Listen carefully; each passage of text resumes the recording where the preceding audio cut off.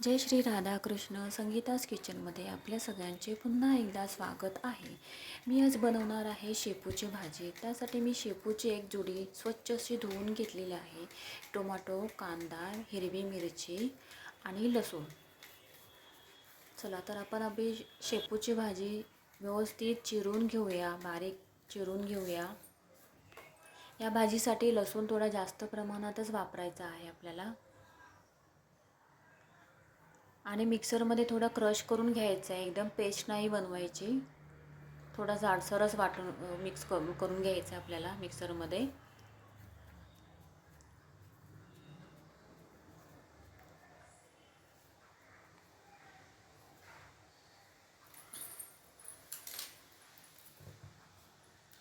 पावसाळ्यामध्ये आपल्याला सगळ्या हिरव्या फ्रेश भाज्या मिळतात.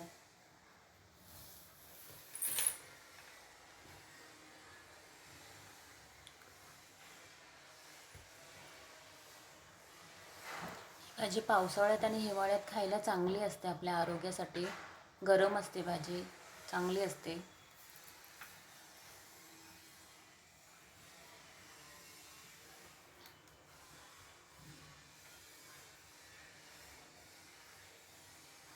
आपली भाजी तर चिरून झालेली आहे. आता कढई ठेवते मी गरम करायला. त्याच्यामध्ये 2 चम्मच तेल टाकून घेते.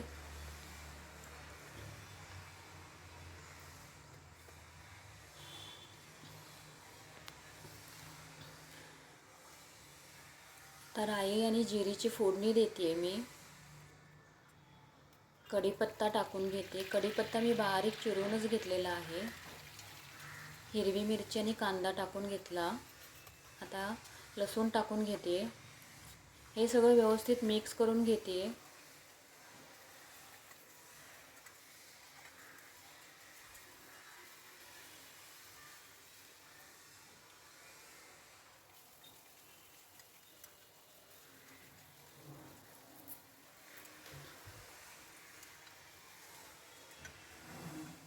हे सगळं तेलामध्ये शिजेपर्यंत व्यवस्थित मिक्स करत राहायचं आहे आपल्याला, परतत राहायचं आहे आपल्याला.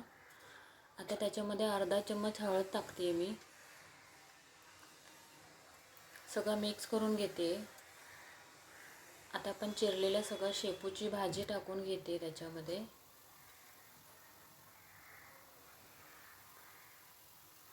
चला तर भाजी सगळी मिक्स करून घेऊया आपण.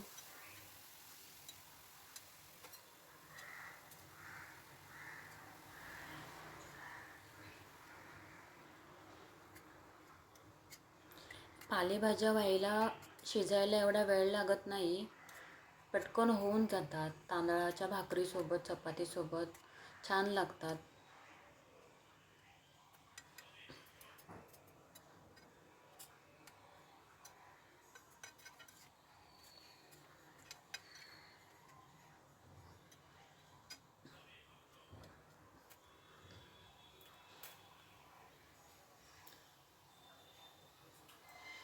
चला तर आता मी त्याच्यामध्ये चिरलेलं टोमॅटो घालणार आहे.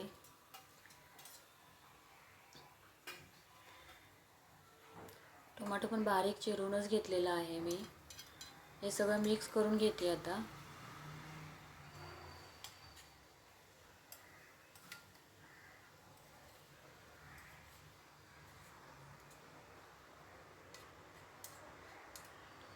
सगळं व्यवस्थित मिक्स करून घेऊया आपण.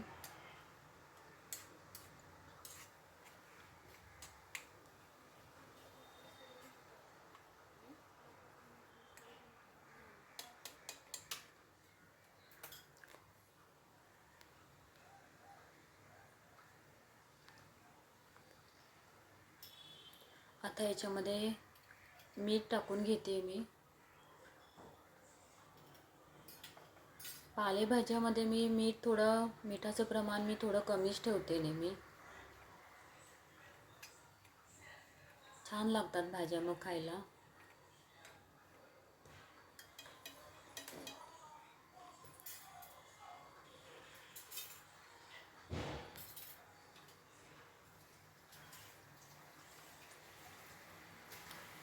चला 5-10 मिनटासाठी थोडं झाकून देऊन ठेवते आता.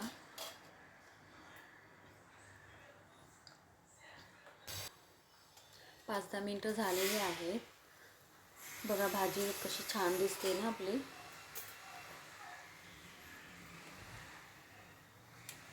पुन्हा एकदा व्यवस्थित मिक्स करून घेऊया भाजी आपली.